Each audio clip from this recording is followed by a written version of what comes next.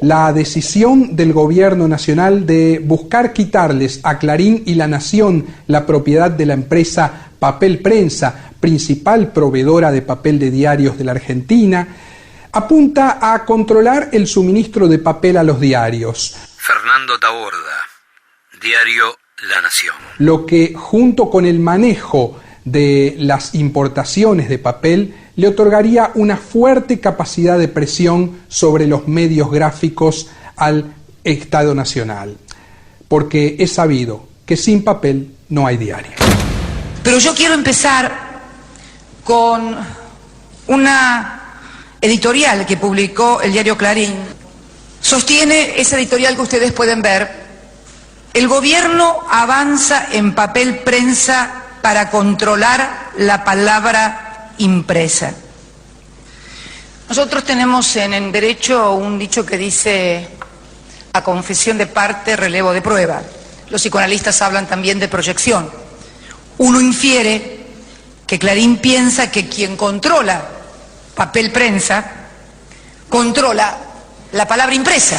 Cristina Fernández de Kirchner, presidenta de la Nación. Y yo quiero en esto coincidir con Clarín. Claro, quien controla papel prensa controla la palabra impresa. ¿Por qué? Porque Papel Prensa, sociedad anónima, es la única empresa que produce en el país pasta celulosa para fabricar papel de diario. Fabrica el papel de diario, lo distribuye y lo comercializa en lo que se conoce en términos económicos y jurídicos como una empresa monopólica integrada verticalmente. ¿Por qué? Porque va desde la materia prima hasta el insumo básico, pero no solamente produce ese insumo básico, sino que además determina a quién le vende, cuánto le vende y a qué precio le vende.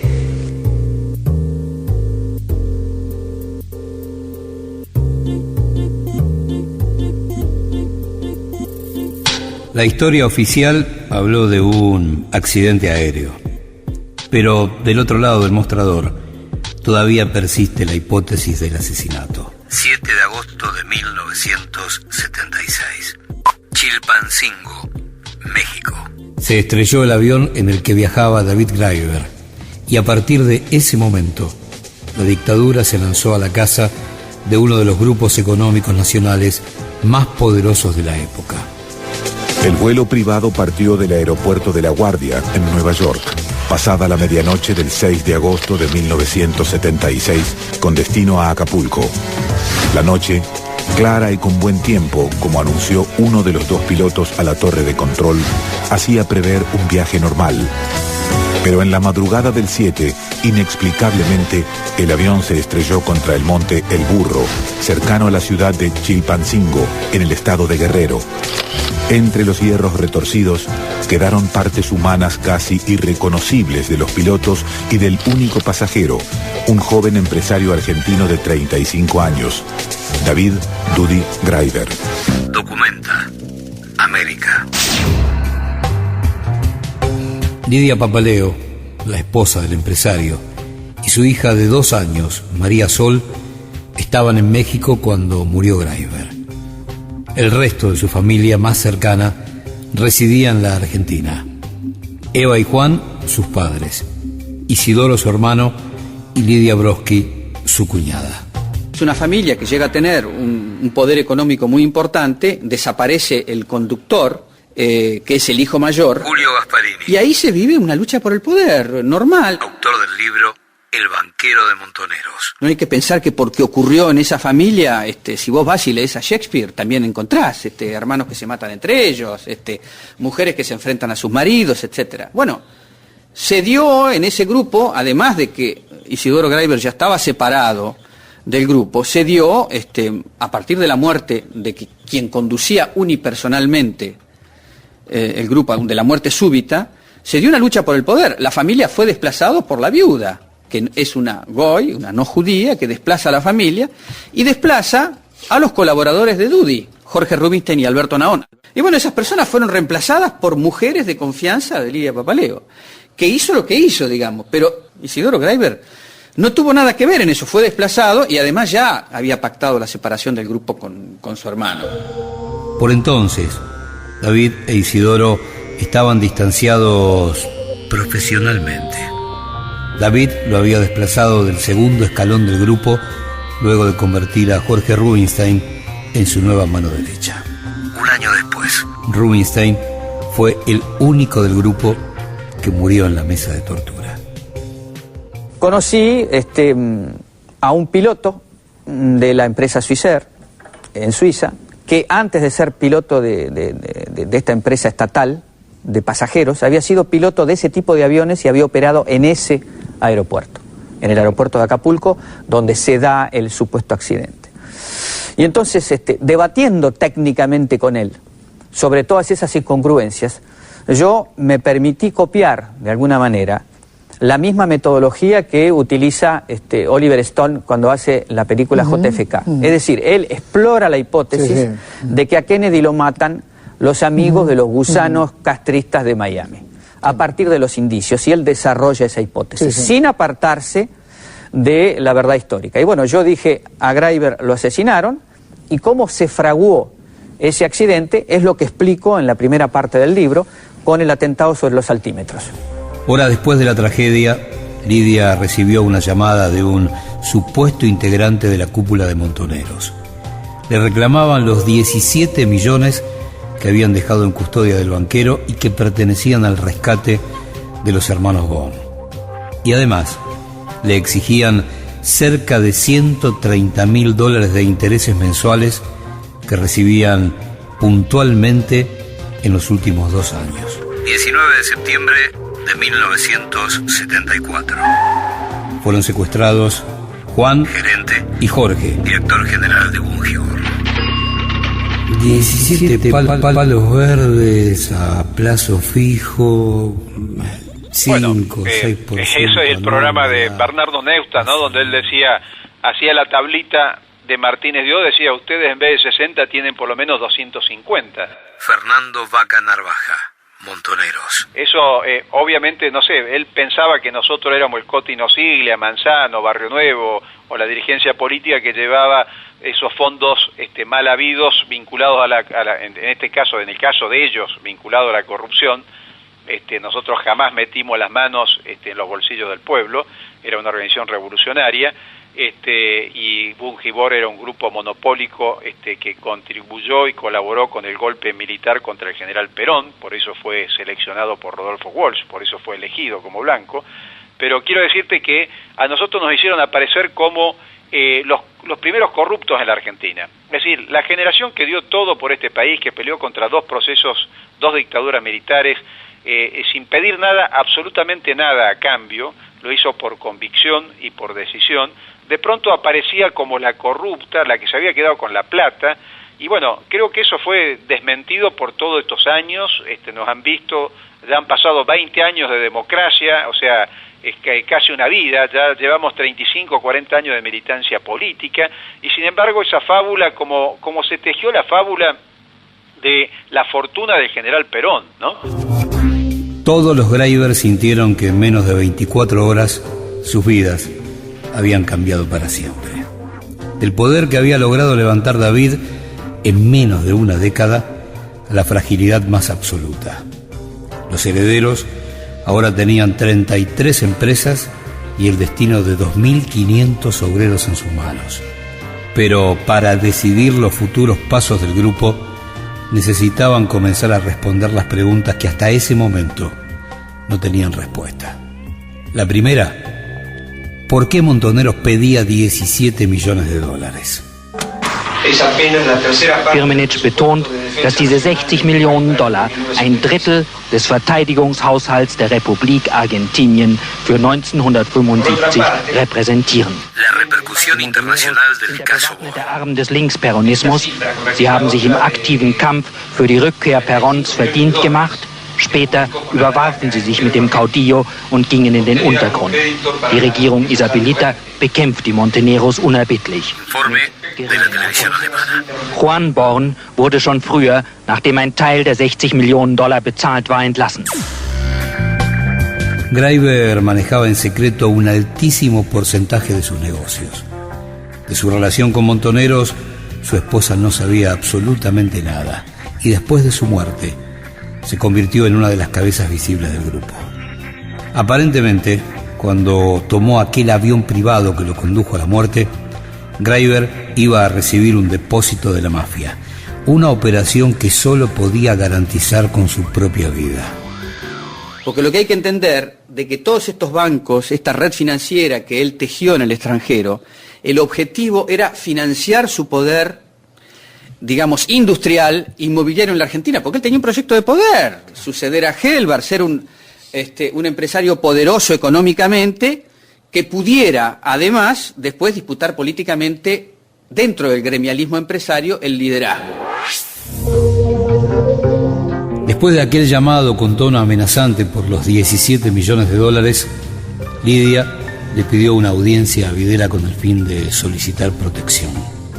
El dictador nunca los atendió, pero Marta Botón, su secretaria, tomó la carta y le anunció al general lo que sucedía con el grupo. Greiber fue un joven criollo, hijo de la inmigración, como la mayoría de los argentinos. Las prácticas oscurantistas, sin transparencia y con vicios de legalidad, surgen como algo habitual en Papel Prensa Sociedad Anónima. Isidoro Greiber no puede pagar un aviso fúnebre en Clarín, no una solicitada de una página. Se me acercó un señor que se presentó, que era el señor Mañeto, y me dijo que tenía que firmar o íbamos a perder la vida mi hija y yo. Que transcribieron en una mesa de tortura en los diarios, Papel Prensa. No, a mí me cuesta creer que haya personas que hagan eso, sinceramente. Si la justicia lo demuestra, adelante. Funes, el memorioso. Tengo más recuerdos que todos los hombres juntos desde que el mundo es mundo. Jorge Luis Borges. Papel Prensa. Una historia escrita con tinta roja. Onganía, Lanuse, Greiber, Videla, Conarepa, Mañeto, Mitre, Ernestina, Martínez de Oz, Papel, Papaleo, Camps, Pozo de Banfield, Puesto Vasco, Estracera, Molinas, Clarín, La Nación, La Razón. El presidente de la Nación, junto a autoridades y la empresa, procede a cortar la cinta con los colores nacionales. De esta manera, queda así inaugurada una planta de Papel Prensa. Digamos que es la historia de ese libro, traza el periodo de un joven que entre los 26 y los 35 años, que había roto con una formación tradicional universitaria, era estudiante de Derecho. Julio Gasparini. Había roto con su familia y se había ido a vivir un poco como hippie en Nueva York. Autor del libro El banquero de Montoneros. Y su papá lo llama porque tiene una gran crisis financiera y ya está bastante viejo, a ver si se quiere poner al frente de una inmobiliaria que tenían los padres en La Plata. Bueno, a partir de ahí este joven en 9 años construye un imperio de alrededor de $200 millones, con 2 bancos en la Argentina, 2 bancos en Nueva York, un banco en Bélgica y un banco en Israel y múltiples empresas. David Dudy Greiber manejó un auto sin frenos en los últimos 9 años de su vida. Vivía en Estados Unidos cuando su padre le pidió que regresara a la Argentina para salvar de la quiebra a la inmobiliaria que la familia tenía en La Plata. Tuvimos amigos comunes a partir de un grupo de pintores que había en La Plata, el grupo Sí, que era un grupo inconformista.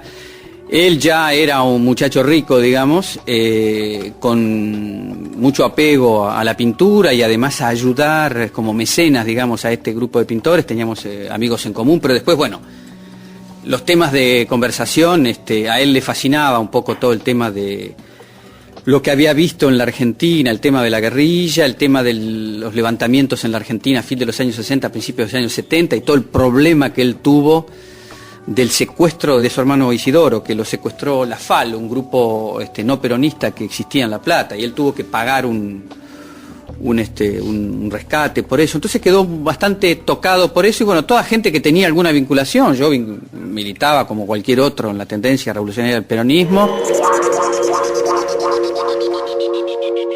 A partir de ese momento, fines de la década del 60, Greiber comenzó a cerrar grandes acuerdos con la Iglesia Católica local. Lo nombraron director del Banco Comercial de La Plata. Fue funcionario del Ministerio de Bienestar Social de Francisco Manrique. Su gran amigo. Fue clave en la salida de La Opinión y otras publicaciones como La Gaceta de la Historia, que dirigía Félix Luna.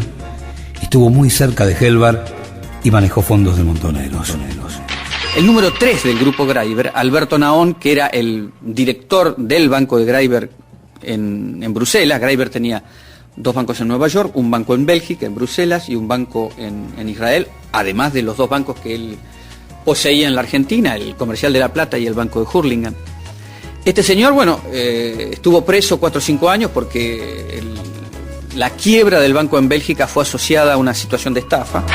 Huevos en todas las canastas, sin importar la ideología, el prontuario y el presente de sus socios, y mucho menos la procedencia de los fondos.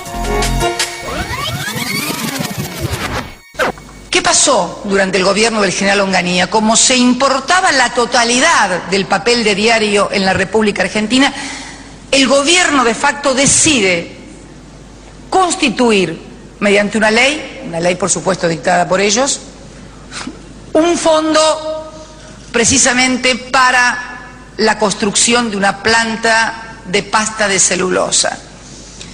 Es así que fija derechos de importación de un 10% a todos los diarios del país que importaban el papel para conformar ese fondo que luego con otros recursos iría a construir Papel Prensa. Ese grupo fundador estuvo integrado por Editorial Abril, el ingeniero César Civita, por Doretti, por Rey, por Ingeniería Tauro, que además conforman ellos una sociedad que se denomina precisamente Papel Prensa. Es este grupo el que funda Papel Prensa. Se llama a licitación durante el gobierno del general Lanuse, licitación internacional para la construcción de esta planta. La licitación es declarada desierta y se adjudica en forma directa al grupo fundador, que era Papel Prensa, Sociedad Anónima de los entonces Civita, ¿se acuerdan? La Editorial Abril, 7 Días, Revista Claudia, Doretti e Ingeniería Tauro. En 1968, los editores de diarios y revistas impulsaron la creación de una papelera nacional. Argentina estaba entre los primeros importadores de papel del mundo y era necesario sustituir importaciones para evitar la imposición de cupos u otro tipo de restricciones.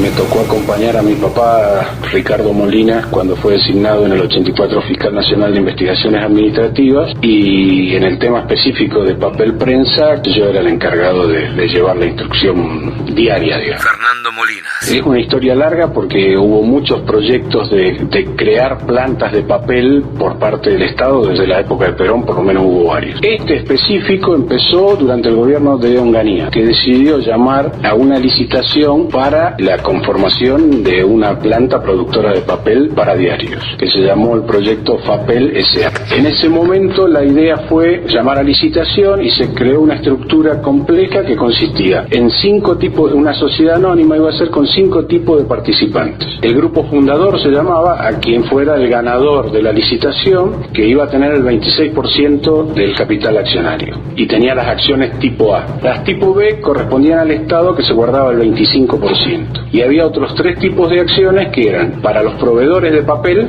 para consumidores del papel, es decir, para quienes fueran usuarios del papel, y para el público en general. El grupo Greiber empezó a comprar entre el 73, Greiber era funcionario primero de Manrique, después fue funcionario o asesor de Helbar. Durante todo ese periodo estuvo comprando y la mayoría de las acciones mediante boletos privados. En 1971, el Estado organizó una licitación, pero fue declarada desierta. Y al año siguiente, el proyecto fue encomendado en forma directa a la Sociedad Anónima Papel Prensa, que entonces Estaba formada por Editorial Abril, César Chivita, César Doretti y la constructora Tauro. En el 73, los accionistas originarios le vendieron la mayoría del paquete a David Graeber. La idea de que los diarios, en ese momento Clarín, La Razón y La Nación, se quedaran, se compraran papel prensa a los Graeber, fue una iniciativa del gobierno militar y no estrictamente un acuerdo entre privados como dice ahora el directorio de papel prensa. Graciela Mochkovsky. Los testimonios que yo tengo, que yo conseguí en su momento, son efectivamente el del general Villarreal, que era el secretario general de la presidencia de Videla. Autora del libro Pecado Original. Que me contó que la idea fue de Martínez de Oz, que la propuso a Videla, y que este fue un tema discutido en reuniones de la Junta, y fue de hecho objeto de una pelea interna en la Junta con Macera, que quería poner a otro candidato, y que la idea era darle, que los diarios que en ese momento tenían otro proyecto de una papelera que se llamaba Papel, en vez de seguir adelante con su proyecto, compraran papel prensa, o se quedaran con papel prensa, porque según este testimonio de Villarreal, la Junta quería resolver el tema Graeber, porque sabían de la conexión entre Graeber y Montoneros, y Graeber había muerto, y la Junta había decidido hacer algo con el grupo, con las empresas del grupo, y uno de los temas era papel prensa. Después del golpe del 76, nació la sociedad entre las 3 armas y los 3 diarios. Jorge Rafael Videla, Eduardo Emilio Macera, Orlando Ramón Agosti, Clarín, La Nación y La Razón. Clarín. Jueves 14 de abril de 1977. Son 15 los detenidos por el caso Graeber. El ejército informó que están a disposición de las autoridades militares 15 personas vinculadas con el caso Graeber. La dictadura ponía su aparato represivo al servicio de la compra de la empresa. Y los medios pagarían con silencio. ¿Por qué fueron sancionados tan gravemente Lidia? Y supuestamente se había firmado un convenio y se había entregado las acciones en un ámbito de paz. Porque venía el quiebre. Osvaldo Papaleo. ¿Y el quiebre cuál es? No contar esta historia hasta 30 años después. Porque el miedo no es tonto. Y además las condiciones políticas. Después del 83, muy poco tiempo después, los genocidas caminaban por la calle. Es verdad. Hubo el juicio de la Junta, pero en la Semana Santa del 87...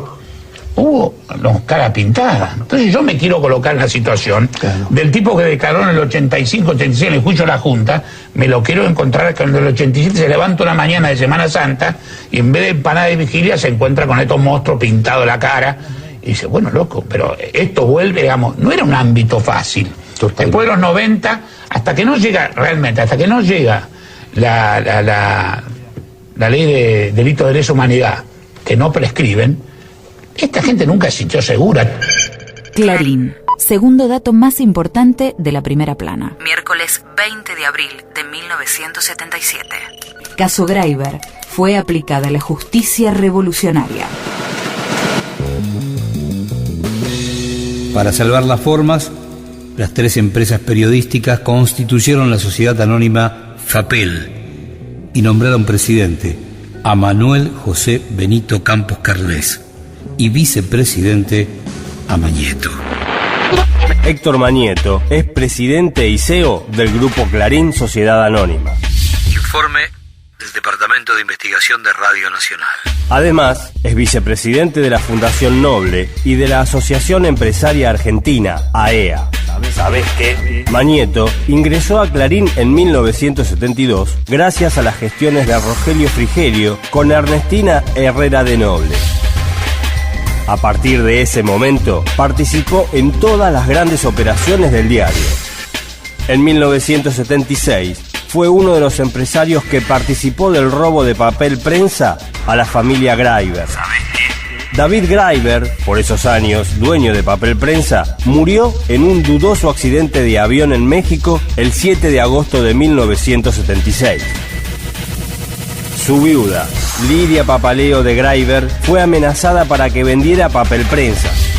El 3 de noviembre de 1976, Lidia Papaleo tuvo que vender sus acciones a los diarios Clarín, La Nación y La Razón. ¿Sabés qué? En esa reunión, Mañeto le dijo: firme o le costará la vida de su hija y la suya. O le costará la vida de su hija y la suya. Tras vender la empresa, Lidia Papaleo de Graiver fue secuestrada. Durante la tortura, sufrió graves quemaduras en sus genitales, abdomen y pechos, y los golpes recibidos le provocaron un tumor cerebral del cual fue operada en la cárcel. A pesar de esto, Lidia Papaleo de Graiver afirmó: prefiero ver los ojos y la cara de mis torturadores antes que ver los ojos de Mañeto en el momento que me amenazaba para que firmara. Mañeto y su estilo, que es un estilo suicida, talibán, Osvaldo Papaleo, está llevando al Grupo Clarín a la catástrofe, al precipicio, con una estrategia errada, basado en los zócalos de TN y en plata. No se ganan los juicios así. Nosotros fuimos, los padres de mi marido y su hermano, a un lugar del diario La Nación, que es un lugar muy amplio. Lidia Papaleo. En la tarde, casi noche, y nos sentaron separadamente. O sea, el lugar era muy amplio, así que por un lado estaban mis suegros, mi cuñado, y yo estaba en otro lugar cerca de una mesa donde se me acercó un señor que se presentó, que era el señor Mañeto, y me dijo que tenía que firmar o íbamos a perder la vida mi hija y yo, que no me quedaba otra alternativa. Y yo no dudé que era cierto en ningún momento, porque ese hombre tuvo la mirada que marcó definitivamente el dolor en mi vida y la pérdida y la amputación de 6 años de mi vida. Ese hombre tenía toda la violencia del poder, toda la violencia de decirme: usted es nadie para nosotros, nosotros podemos avanzar como queremos. Funes, el memorioso. 750.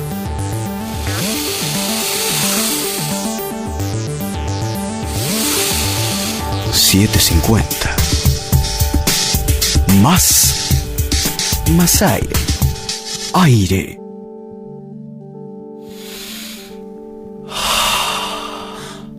Aire. 750.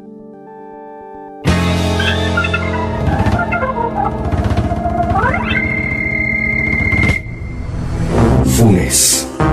Todo guardado en la memoria. Funes el memorioso. Funes el búfalo. Funes el 750. Papel prensa. Una historia escrita con tinta roja. La Junta inició su plan de presión sobre los Graiver y les ordenó vender, pero con una condición: ni a extranjeros ni a judíos. A Lidia se lo transmitió Martínez Segovia, el presidente de Papel Prensa. Clarín, la noticia más importante de tapa. Jueves 19 de mayo de 1977. Reunión de la Junta Militar para analizar la concurrencia argentina de la Asamblea de la OIT, el nombramiento de un nuevo ministro de Educación, el caso Graiver y Aluar. Fue una portada histórica que, bajo el título A la opinión pública, explicó en un recuadro a 4 columnas por todo el largo de la tapa que La Nación, Clarín y La Razón adquirieron las acciones clases A de Papel Prensa Sociedad Anónima, previa consulta y posterior conformidad de la Junta de Comandantes en Jefe. Esta conformidad fue luego ratificada por el voto afirmativo del Estado en la Asamblea del 18 de enero de 1977, que aprobó las transferencias accionarias a favor de los 3 diarios. El comunicado finalizaba diciendo que, como surge de todo lo expuesto, la transacción se celebró a la luz pública y con el consentimiento previo y posterior del Estado.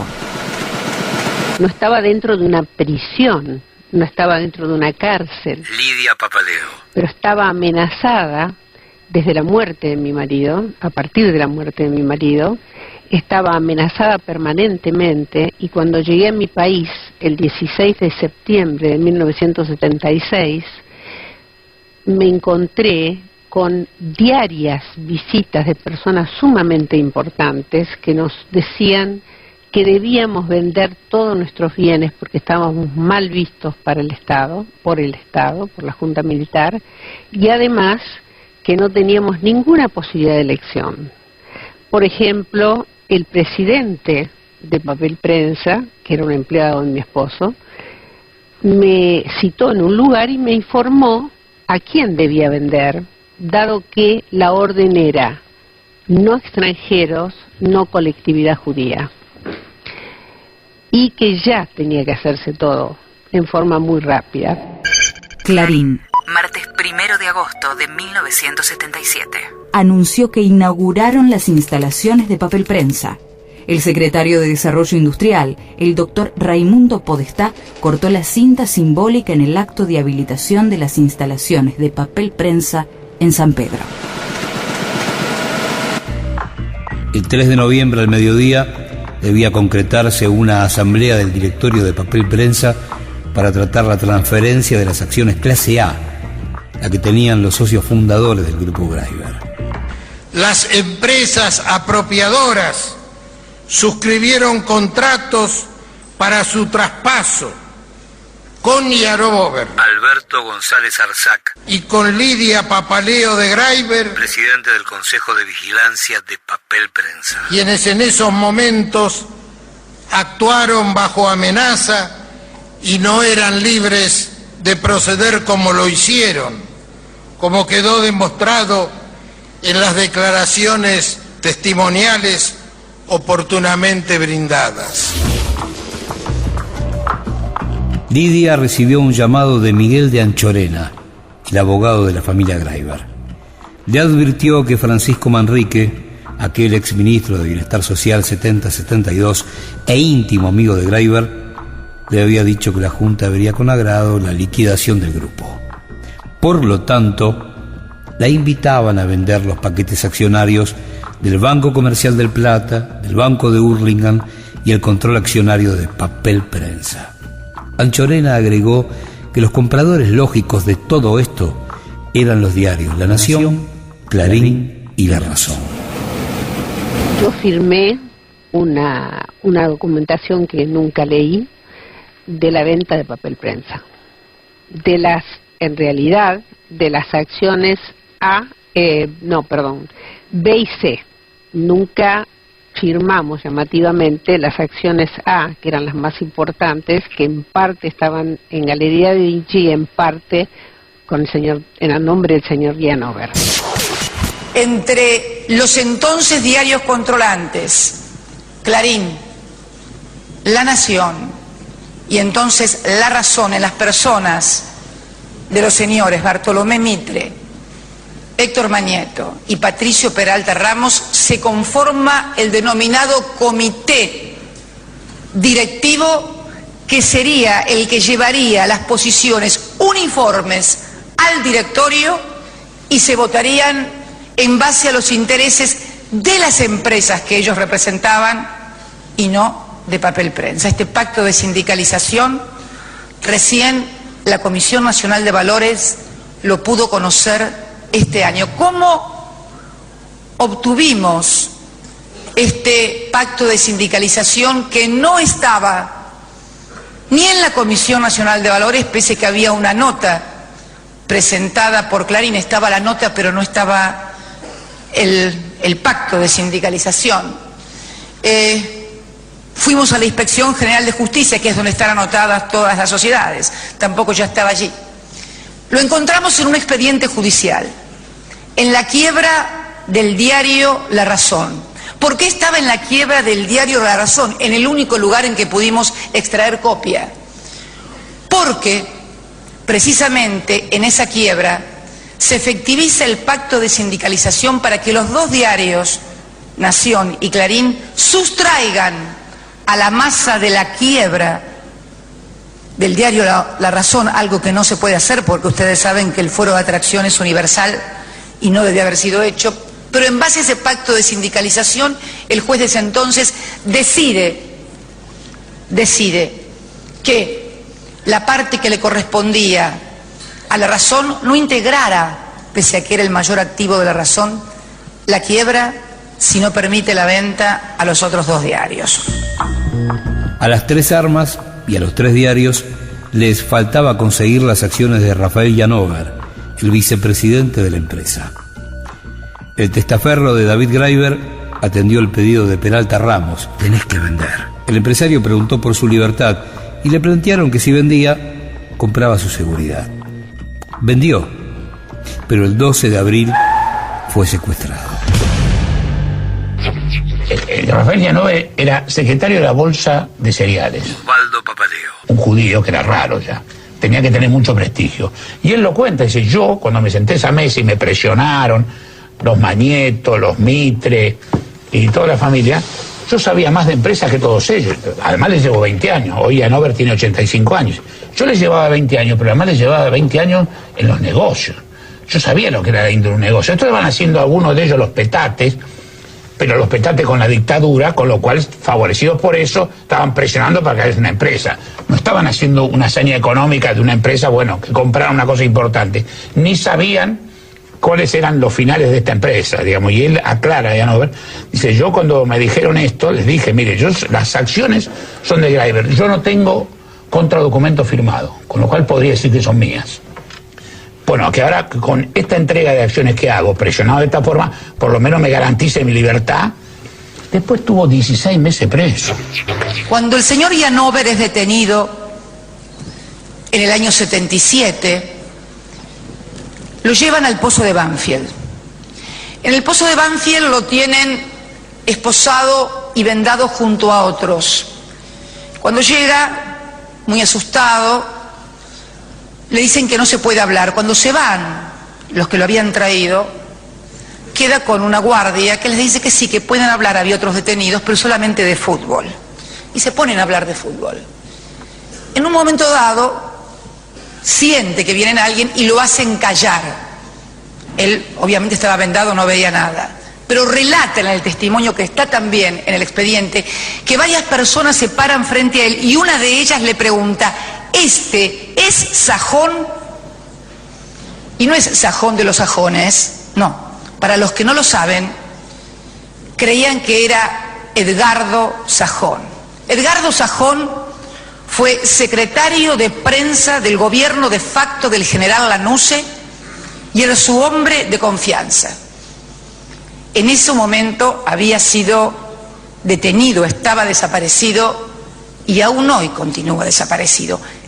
Llanover relata en ese testimonio imperdible que tiene este expediente, que ahí se dio cuenta dónde estaba y el terror se apoderó de él porque sentía que estaba en un lugar en el que podían hacer desaparecer a la gente, porque todo Buenos Aires, lo dice así textualmente, todo Buenos Aires sabía que Edgardo Sajón había desaparecido. Los directores de los 3 diarios presionaron a Isidoro Graeber en las oficinas de Clarín, pero le ofrecieron un precio tan irrisorio que no hubo acuerdo. La segunda reunión fue en las oficinas de Florida del diario La Nación. Tampoco hubo acuerdo. ¿Cómo la dictadura militar 76-83 le quita a los herederos de David Graeber lo que yo llamo la joya reina del grupo? Julio Gasparini. Porque el poder de Graeber económico, en realidad él decía: los bancos sirven para sostener poder industrial y para sostener poder inmobiliario. El gran objetivo de él era papel prensa. Es decir, conseguir por el medio de su circuito financiero los capitales para poder desarrollar como accionista principal papel prensa. Cuando él lo matan, producen una situación de debilidad e iliquidez en el grupo. Y es sobre esos herederos y en el marco de esa debilidad que la dictadura opera para presionarlos y quitarles papel prensa con los Graeber en libertad. ¿Por qué? Porque la otra pata del proyecto era pasarle esa empresa a los 3 principales diarios del país, La Razón, La Nación y Clarín, para que a cambio de ese gran negocio que se estaban regalando, tuvieran esos diarios una actitud condescendiente con la dictadura. El 2 de noviembre de 1976, un día antes de la asamblea, los Graeber vendieron bajo presión. Juan y Eva los padres de David y Lidia Papaleo se presentaron en el estudio de Anchorena. El nombre de FAPEL apareció Benito Manuel Campos Carnés. Transfirieron 985.907 acciones clase A y 3.800.000 acciones clase E. ¿En cuánto? En $996.000. 7.000 se depositaron ese mismo día. Otros 7.000 serían depositados dentro de los 30 días. Y el saldo, 3 meses después. Luego los 3 diarios se cedieron a ellos mismos las acciones clase C y E. 33,33 para cada uno. 33,33,33,33. El día 2 de noviembre de 1976, Lidia Graiber había vuelto al país. Volvió.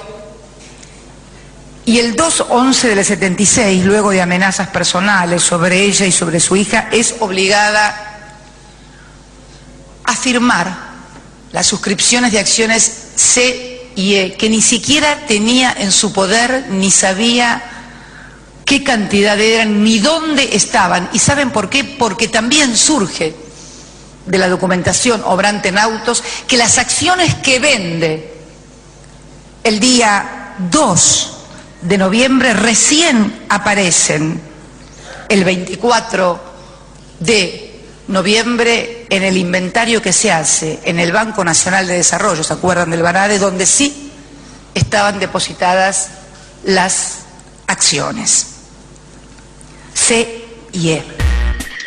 Pero un detalle lo complicó todo. La sucesión de los Graiber, abierta con la muerte de Dudy. La transferencia se hizo ad referéndum de la futura autorización judicial.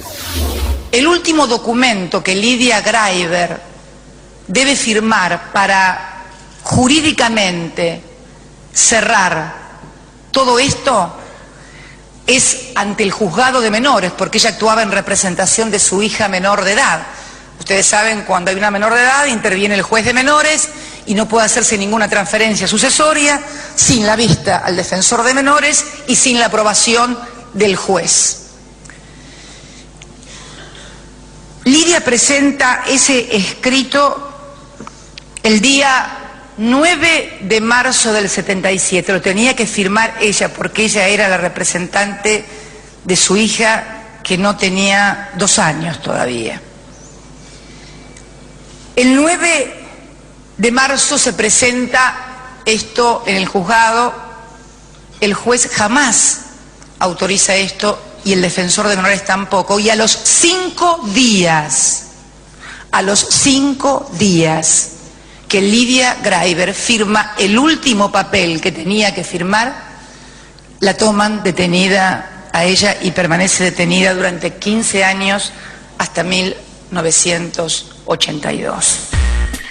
La dictadura, a través del decreto ley 18.312, creó el Fondo para el Desarrollo de la Producción de Papel Prensa, en base a la grabación impositiva del 10% a las importaciones que hacían todos los diarios del país. Ese impuesto se mantendría hasta la puesta en marcha de la planta nacional. Durante su detención fue torturada, fue violada y más cuenta y testimonia también en Puesto Vasco, que por los golpes que recibió también debió ser operada de un tumor en la cabeza durante su cautiverio.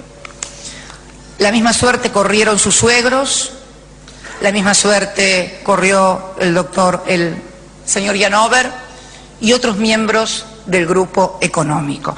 Pero ¿a quién le habían vendido? Le habían vendido a una empresa que se denominaba FAPEL Sociedad Anónima, una empresa de lo que comúnmente se denominan empresas de paja o nombres que en realidad luego desaparecen. ¿Quiénes eran los dueños de FAPEL Sociedad Anónima y cuándo se inscribe esto en la Inspección General de Justicia. Los dueños de Papel Sociedad Anónima, entre otros, figura Ernestina Herrera de Noble, el titular de La Nación, Bartolomé Mitre, Héctor Mañeto, bueno, y otros, Patricio Peralta Ramos, y otros nombres de abogados, Bernardo Sofovich también creo, abogado de entonces del Grupo Clarín, Campos Carles también abogado del Grupo Clarín. Los militares pidieron a los 3 diarios el ingreso al negocio del resto de los periódicos del país, pero Clarín, La Nación y La Razón querían el monopolio de la fabricación. 18 de enero de 1977. Se concretó la asamblea extraordinaria de los nuevos accionistas y se aprobó la compra de los 3 diarios. 9 de marzo de 1977. Lidia Papaleo siguió acatando las órdenes y presentó un escrito en el que pedía la aprobación de la venta de las acciones clase C y E, pero el juzgado no resolvió nada. Ella ya no podía hacer nada más y en ese momento la secuestraron los grupos de tareas de la dictadura. El operativo Amigo estuvo a cargo del coronel Ramón Camps, el mismo que estuvo a cargo de las sesiones de tortura a Jacobo Timerman. Me pusieron un cañón en la cabeza Jacobo Timerman. Y dijeron que me ajusticiaban. Contaron hasta 10 y se largaron a reír. Me volvieron a poner en el mismo coche, volvimos a salir, me llevaron a un lugar. En ese momento estaba lo que ellos dicen tapiado, es decir, los ojos vendados. Me sentaron en una silla y al lado mío estaba Enrique Jara. Luego me sacaron de ahí, subí unas escaleras, me sacaron la venda y había un grupo de hombres, 2 de uniforme militar, otros uno de civil. Uno de ellos me preguntó si lo conocía. Me dijo, soy el coronel Camps. De lo que usted diga aquí depende su vida. Lidia fue torturada, quemada, al punto de perder sus pechos, su abdomen y sus genitales. Fue golpeada en la cabeza hasta que se le formaron coágulos que debieron ser operados. Las secretarias del grupo, Silvia Fanjul y Lidia Gesualdi, también fueron secuestradas. 3 días después corrieron el mismo destino Isidoro, Juan y Eva Greiber. Rafael Llanover y el abogado Jorge Rubinstein también fueron secuestrados. El 19 de abril del 77, la Junta Militar blanqueó la detención de los integrantes del clan Greiber y les impuso las sanciones establecidas en el artículo 2 del acta del 18 de junio del 76.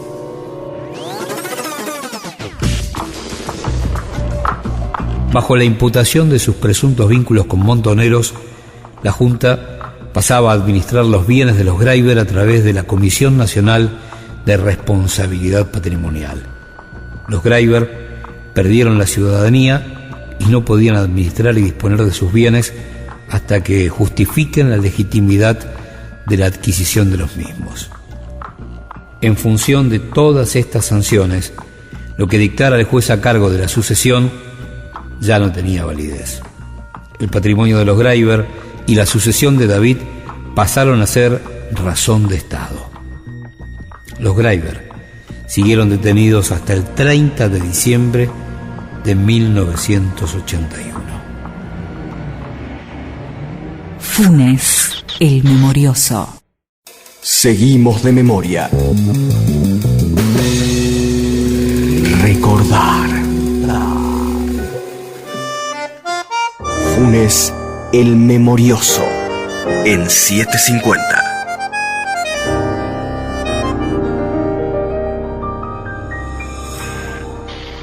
Funes, el memorioso. Papel prensa. Una historia escrita con tinta roja. En democracia, el fiscal que tuvo la causa Greiber en sus manos fue Julio César Estracera. Las investigaciones fueron hechas por el gobierno de Alfonsín. El gobierno de Alfonsín, ¿qué hizo? Probó de que no había ningún vínculo con el terrorismo, como decía la justicia militar y el fiscal Estracera, En 1985 está el Nunca Más. Julio Gasparini. Estrazuela tuvo la valentía de enrostrarle las conclusiones de ese informe, que fue el informe del gobierno de Alfonsín, a la dictadura y se consiguió, digamos, las condenas de la Junta Militar. Pero el señor Estrazuela no llegó ahí por generación espontánea ni por producto de la casualidad. Fue un fiscal. En la época de la democracia, menos este elemento que entra en la parte positiva de su balance, él fue fiscal de 2 casos resonantes en la Argentina. Y su desempeño fue mediocre, yo diría incluso lamentable. A ver, la causa de las 3A. La durmió, la congeló, no le interesaba buscar el origen paramilitar de la extrema derecha, del peronismo, etcétera, etcétera, como origen del golpe de Estado. A él lo que le interesaba era perseguir el supuesto principal demonio, que era el tema de la guerrilla en la Argentina. Entonces lo quiso perseguir en el caso Graiver y perdió. La Corte anuló las resoluciones de la justicia militar, entregó el expediente a la justicia civil, lo nombró a Estrazuela acusó, pidió condena, el juez no lo siguió, recurrió a la Cámara Federal y volvió a perder. El kirchnerismo tomó la historia de Papel Prensa y, fruto de la derogación de Obediencia Debida y Punto Final, decidió impulsar la investigación sobre los delitos de lesa humanidad que existieron en todo el proceso de compra de la empresa. Hoy, la composición de Papel Prensa es 37% el grupo Clarín, 12% Simeco, que está controlada por el grupo Clarín. ¿Qué es Simeco? Es una sociedad que originalmente se conformó entre La Nación, Clarín y el grupo Prisa español. Ellos en ese momento salieron como de shopping por el interior, ya que utilizaron esa palabra algunos, a comprar diarios. En ese momento se compró La Voz del Interior de Córdoba, Los Andes de Mendoza y otros diarios de la República Argentina. Luego se retira el grupo español y vende. Como La Nación no tenía para poder comprar la parte, la compra Clarín, por lo tanto, Clarín y Simeco tienen el 49% de las acciones, más el 23% de La Nación, y el Estado Nacional un 27,50 más un 0,50 de Telam residual. En agosto de 2010, el gobierno giró a la justicia toda la documentación en poder del Estado para el inicio de una causa judicial que fije por fin la ilegalidad de aquella apropiación y propuso en el Parlamento un proyecto de ley para que todos los diarios del país tengan acceso al papel en iguales condiciones. Las prácticas oscurantistas, sin transparencia y con vicios de legalidad, Beatriz Paglieri, surgen como algo habitual en Papel Prensa Sociedad Anónima. Representante del Estado en Papel Prensa. Baste como ejemplo el pacto de sindicalización de acciones que hicieron los socios privados, que nunca fue explicitado, ni al Estado Nacional, que como socio tiene casi el 28% del capital total de la empresa, ni al órgano de control, violando la normativa vigente. Es que este insumo fundamental y básico para la expresión, la libertad de expresión, sea un insumo de acceso igualitario. Diputada Nacional Juliana Di Tulio. En términos de cupo, de precio, y que se desmonopolice la producción de la pasta de celulosa para papel para diarios. Ese es el espíritu del proyecto de ley de declaración de interés público, la producción, comercialización y distribución de la pasta de celulosa para papel para diarios.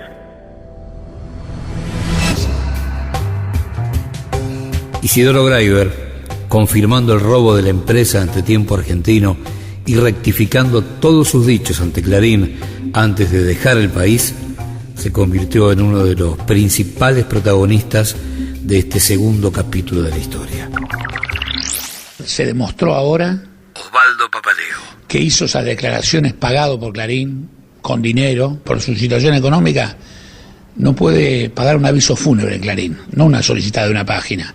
Hizo solicitadas en La Nación, en Clarín, disparó del país, ya está fuera del país, como un delincuente, como lo que es. Dice, por ejemplo, en su solicitada, que a él no le consta que las autoridades del proceso hayan intervenido en la transferencia de acciones de Papel Prensa. No era necesario aclarar eso porque está probado que intervinieron por una solicitada que el 19 de mayo de 1977 sacaron los 3 diarios en su primera página, donde dice que antes de comprar Papel Prensa pidieron recomendación y fueron a pedir autorización a las autoridades del proceso, a la Junta Militar, al secretario general de la Presidencia y al ministro Martínez de Oz.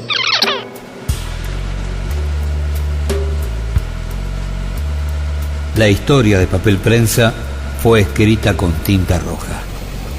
La empresa de los Graiber fue uno de los tantos objetivos económicos civiles sobre los que la dictadura puso sus garras. Pero este tenía un condimento muy especial. La Junta manejaba la televisión abierta de punta a punta. Las radios que no eran estatales viraron para otro lado hasta el fin de la Guerra de Malvinas. Y con Papel Prensa garantizaron el silencio cómplice de los principales diarios de la Argentina.